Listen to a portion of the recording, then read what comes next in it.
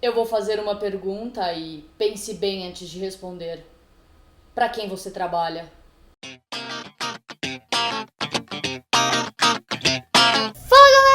Eu sou a Bá, esse daqui é mais um Cuscuz Literário e finalmente o vídeo tão esperado que demorou muito pra sair. E eu já até peço desculpas de antemão porque eu gravei ele e aí deu problema no vídeo, e aí eu tive que regravar, e aí deu problema na edição, e aí eu tive que regravar de novo, e eu estou aqui pela terceira vez falando com vocês e eu espero que não dê nenhum problema. Então, se tudo der certo, você estará sim assistindo esse vídeo. Vencemos. Yes!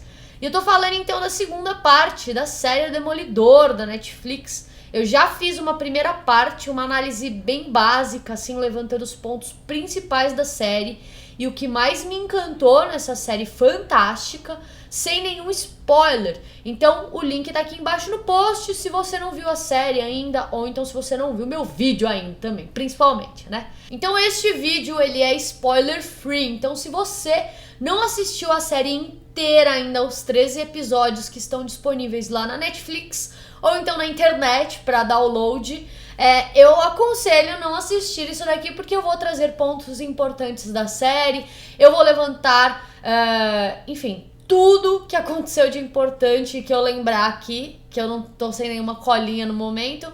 Vou trazer também alguns easter eggs, inclusive, mas vamos ao que interessa. Uma das primeiras coisas que eu gostei muito, mas muito na série, e eu acho que foi um dos pontos principais, assim, num contexto geral de qualidade, eu vi várias pessoas falando bem, falando mais ou menos, falando mal da série. Eu acho que a série foi, num contexto geral, fantástica. Teve muita referência a quadrinhos, a fase clássica do Frank Miller do Demolidor, inclusive que se você não leu ainda, pelo amor de Deus, corre atrás. A Homem Sem Medo nos primeiros episódios ali de origem, de flashback. E o principal ponto que eu me referia era justamente esses flashbacks e as miudezas da série. A gente tem, então, assim, alguns flashbacks mostrando a infância do Matt Murdock, a relação dele com o pai dele, que era boxeador. A gente tem ali ele lutando, né, uma referência clássica já, um easter egg desses já, dele, da luta dele com o Creel, que é o homem absorvente que a gente viu na série Agents of S.H.I.E.L.D. Se você acompanha, você já viu ele lá. E justamente para não unificar tanto assim, não pagar o cachê pro cara participar, eles colocaram cartaz lá, mencionaram ele na série do Demolidor, mas ainda assim, tipo assim, é como juntar as miudezas do universo que é enorme em várias vertentes diferentes que sai, cinema, quadrinho, animação, séries de TV e etc, e fazer com que todo esse universo se comunique entre si, coisa que a Marvel se propôs a fazer desde o início e que eu tô vendo muito bem, tipo, eu tô vendo ser muito bem executado. E aí a gente tem, inclusive, vários easter eggs que eu vou falar mais pra frente, mas a gente tem pequenas miudezas que tornam a série tão especial e que faz ali... É basicamente um fanservice, né? É um prato cheio pra quem já leu as obras do Demolidor, pra quem gosta do herói pra caramba, pra quem acompanhou as fases clássicas nos quadrinhos. E aí a gente tem um momento até que eu devo citar, um dos flashbacks que a gente vê logo depois do Matt Murdock ter sofrido o acidente. Ele tá na academia junto com o pai dele, estudando Braille, inclusive que o Jack Murdock frisou bastante todos os pontos levantados na série com relação ao pai do Demolidor, ao Jack Murdock. Assim, se você for pensar num contexto geral, ele quase não aparece, são poucos os flashbacks que tem ele, mas a gente consegue levantar todos os pontos principais e a essência do personagem.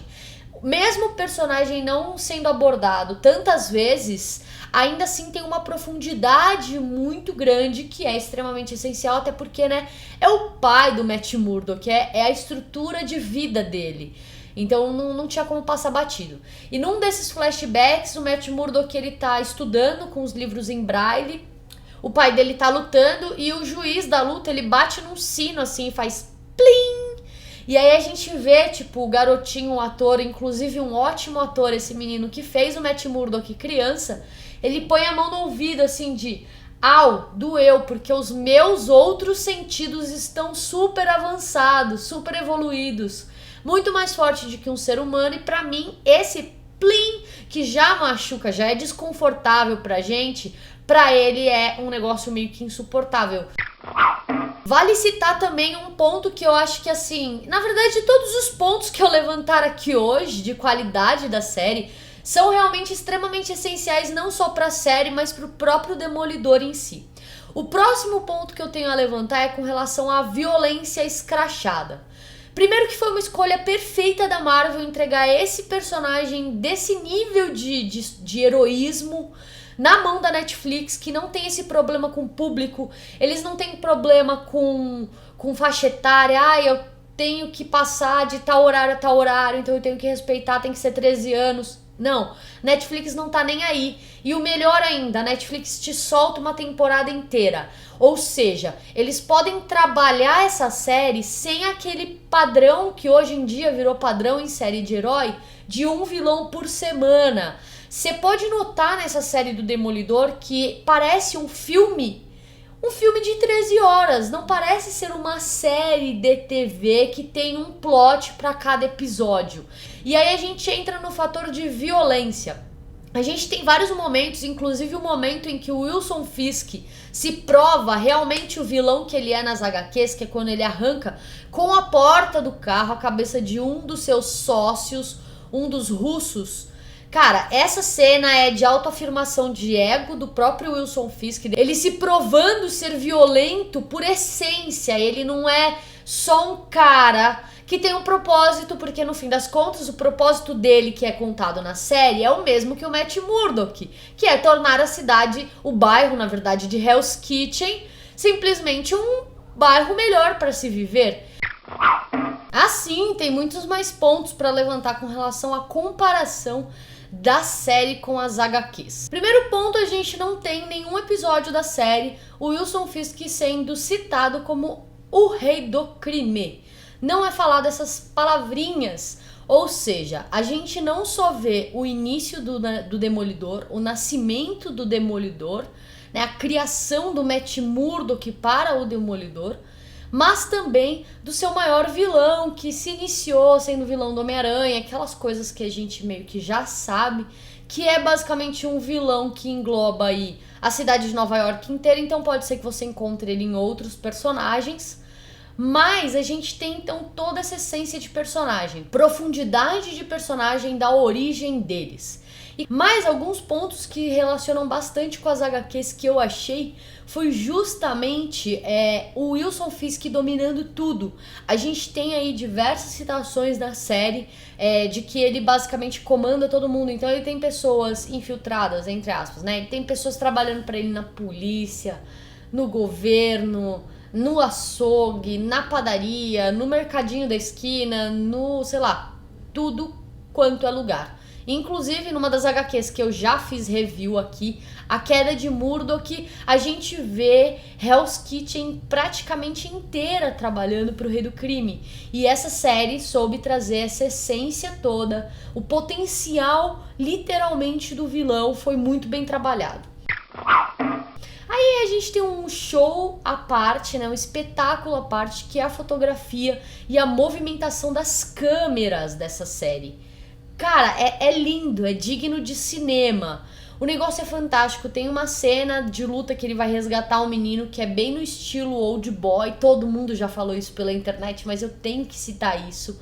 E tem uma cena específica, tem um chinês no carro cantarolando, e aí a câmera fica estática no carro só girando. E aí a gente vê o Demolidor chegando, os bandidos chegando e ele descendo a porrada nos bandidos. É tipo assim, genial, a fotografia é perfeita, os efeitos de iluminação jogados na tela pra gente ver são incríveis. Ela tem aquela pegada sombria, mas ao mesmo tempo não tão sombria assim. É uma série extremamente violenta, então você vê muito sangue, você vê muita realidade ali.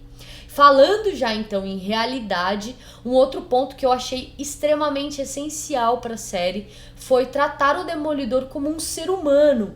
Porque ele não é, sei lá, um alienígena, ele não tem sangue modificado, ele não tomou um soro de super soldado, ele simplesmente nada, ele não tem superpoder.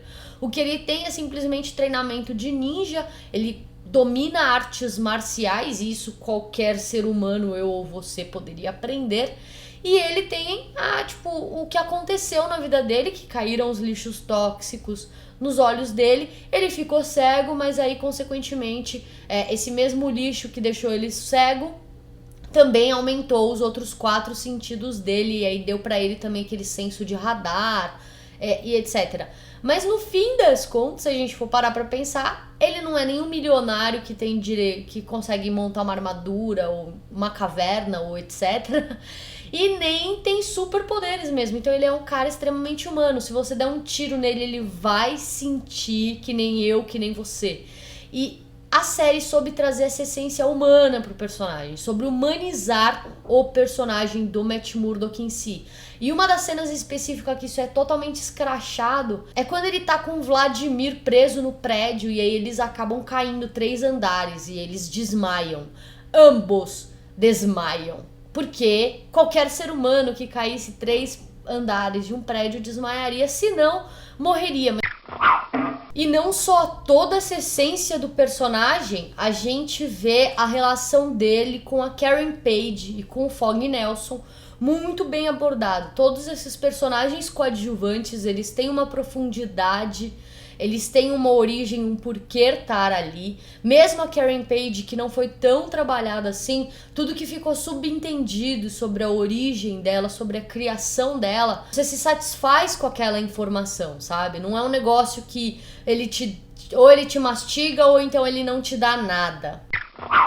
E a gente consegue ver em muitos episódios muito explícito aquela parte, aquele duelo interno do próprio Matt Murdock, do que ele tem que fazer por obrigação, por ter se tornado um vigilante, e o que a religião e o legado e, sei lá, a moralidade dele mesmo não permite que ele faça, e às vezes ele tem que ultrapassar uma barreira para chegar em outra, e vice-versa. Então a gente vê isso muito presente nas HQs. Eu enxerguei, num contexto geral, realmente essa série como uma homenagem a todos os fãs e uma adaptação digna que todos os fãs mereciam depois daquele fiasco, né? Que foi o filme do Ben Affleck. Bom, agora vamos para a sessão de easter eggs. Eu achei alguns sim na série, não foram tantos assim, porque eu fiquei meio que me atentando num contexto geral e eu ainda não tive tempo de reassisti-la para poder pegar todas as essências, mas a internet faz um papel muito bem feito de levantar todos esses easter eggs. Então eu selecionei alguns que eu achei mais importante, alguns que eu vi, outros que eu vi na internet, etc, para poder passar aqui para vocês. Mas se você acha que tem algum aqui que eu não mencionei porque eu esqueci, ou até mesmo porque eu escolhi não mencionar, deixa aqui embaixo no comentário. O primeiro easter egg, que eu já até mencionei no início do vídeo, é a luta do Jack Murdock contra o Krill, que é o homem absorvente que a gente viu na série Agents of S.H.I.E.L.D. Já falando de Agents of S.H.I.E.L.D., tem um outro easter egg bem bacana que eu achei perdido na internet, eu não consegui notar. O orfanato que o Demolidor passou toda a sua infância, que o Demolidor não, né? Que o Matt Murdock passou toda a sua infância é o mesmo orfanato que a Sky do Agents of S.H.I.E.L.D. também passou, a Inumana, sabe? E um personagem que eu não tinha mencionado até agora e que apareceram diversos easter eggs com relação aos filmes da Marvel, inclusive a Batalha de Nova York, dos Vingadores, que é na sala de trabalho, ali no escritório do Ben Urich. O Ben Urich, que é um jornalista investigativo extremamente importante, que eu achei uma perda muito grande pra série. Eu não fiquei satisfeita com ele ter morrido, eu achei bem, assim, desnecessário realmente a morte dele. Eles podiam ter abordado de uma forma diferente, até porque nos quadrinhos o Ben Urich, ele descobre a identidade secreta do Demolidor, ele ajuda, assim, parcialmente, né, nas missões. Ele tem um papel muito importante na vida do Demolidor como herói em si, E aqui foi um personagem super importante perdido. Foi uma pena de verdade, mas em várias cenas ali no jornal, né, onde ele trabalha, a gente vê vários jornais estampados com alguns acontecimentos que aconteceram na Batalha de Nova York lá do Vingadores. E nós temos um personagem aí que foi muito engraçado, inclusive, durante todo o processo de evolução do próprio personagem na série, que é o Leland Orsley, o parceiro do Wilson Fisk, né, ali o sócio dele, cuida mais da finança e etc. E nos quadrinhos ele também era parceiro, sim, do Wilson Fisk, cuidava também da parte financeira do negócio, né, mais ou menos assim. E ele depois acabou se tornando um vilão, o Coruja. Então pode ser que a gente tenha alguma menção disso na próxima temporada de Demolidor. Bom, uma outra coisa que a série conseguiu trazer foram os romances do Matt Murdock, que ele é um cara extremamente mulherengo. E aí a gente aborda ele de uma forma rasa, assim. Até porque, se a gente for parar pra pensar, não tem como levantar muita coisa, assim, sobre essa parte mais romancista do Matt Murdock, senão ia acabar desviando do caminho violento da própria série. Mas aí a gente tem aí uma paixonite que dá uma introduzida com relação a Karen Page, que é, né, seu par amoroso nos quadrinhos. A gente tem a Claire, que resume basicamente todas as enfermeiras noturnas que cuidaram do Demolidor nas HQs no decorrer de vários arcos. E inclusive que ele quase que pegou todas, então nada mais justo ele pegar a Claire, né? E sim, a gente tem aí uma menção já da Elektra, a tal garota grega que fez com que o Matt Murdock entrasse para estudar espanhol na faculdade. É sim a Elektra, tudo indica, pelo menos, então. E inclusive a gente já tem até rumores aí, notícias espalhadas pela internet, inclusive tem lá no site do Cuscuz, eu vou deixar o link aqui embaixo no post, de que há uma grande, sim, possibilidade de nessa segunda temporada a Elektra aparecer na série do Demolidor. Por favor, que honre a personagem, diferente do filme, que também foi um outro fiasco, né? Que eles equilibrem ali, do mesmo jeito que eles conseguiram levantar o Demolidor, eles levantem a Elektra que ela merece. E sim, o Melvin Potter que fazia os ternos do Wilson Fisk, que posteriormente fez a roupa do Demolidor, né? Que a gente vê no último episódio, a roupa preta com vermelha, aquela mais ou menos armadura.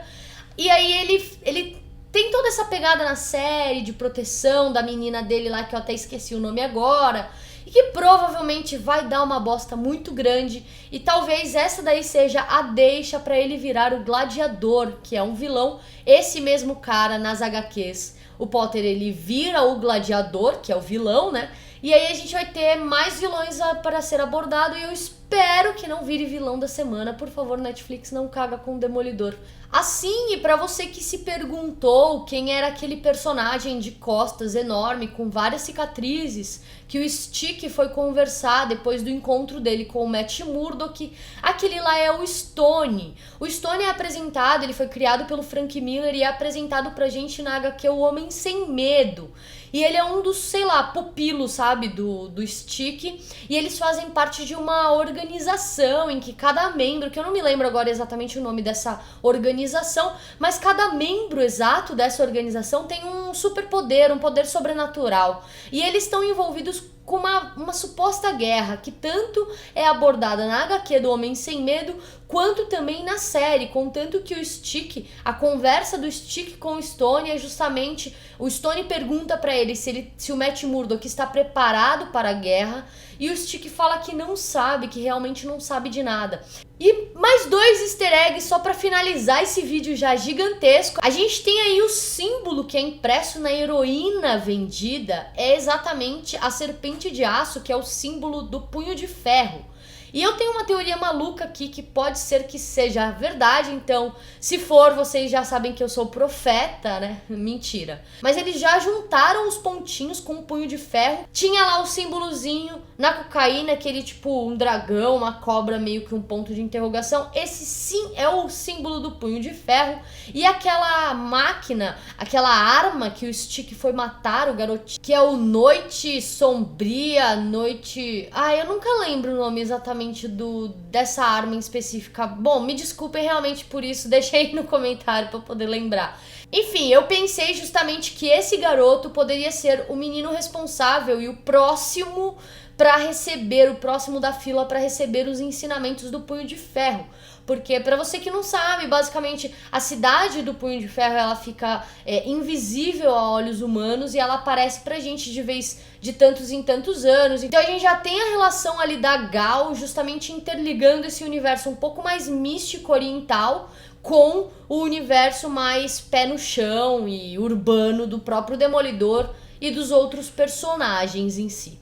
E por último tem um easter eggzinho sobre a Guerra Civil, e aí a gente não tem nada ainda ao certo, inclusive o Charlie Cox deu uma entrevista falando sim que ele quer estar presente na Guerra Civil. Eu espero realmente que ele esteja, eu não consigo enxergar ele no universo dos Vingadores em si, mas eu acho que em Guerra Civil uma ponta seria extremamente essencial e maravilhosa de se ver. Mas a gente vê então o Matt Murdock, uma das cenas que ele tá na delegacia em busca de algumas informações, de algumas papeladas, a gente tem um cartaz atrás dele que diz basicamente que você não precisa revelar sua identidade secreta para poder acabar com o crime. Isso pode ser sim uma menção pro plot principal da Guerra Civil, ou apenas um cartaz de delegacia incentivando a denúncia anônima, né? Então é isso, pessoal. Eu espero que vocês tenham gostado dessa minha análise gigantesca sobre a série Demolidor. Se eu esqueci de mencionar alguma coisa, porque realmente é muita coisa pra falar, a gente tinha que ficar aqui horas a fio conversando sobre essa série, dissecando a série, mas eu tentei levantar os pontos que pra mim foram extremamente importantes. Então deixa aqui embaixo no comentário quais são os seus pontos importantes e sei lá, uma nota até mesmo que você dá pra essa série. Bom, a gente se vê então no próximo vídeo. Não se esqueça de deixar o seu like, compartilhar o vídeo, chamar os teus amigos para o cuscuz e tudo mais, porque ó, logo mais tem novidades e essa semana promete muitos vídeos também. Fiquem ligados aqui, um beijo e até mais!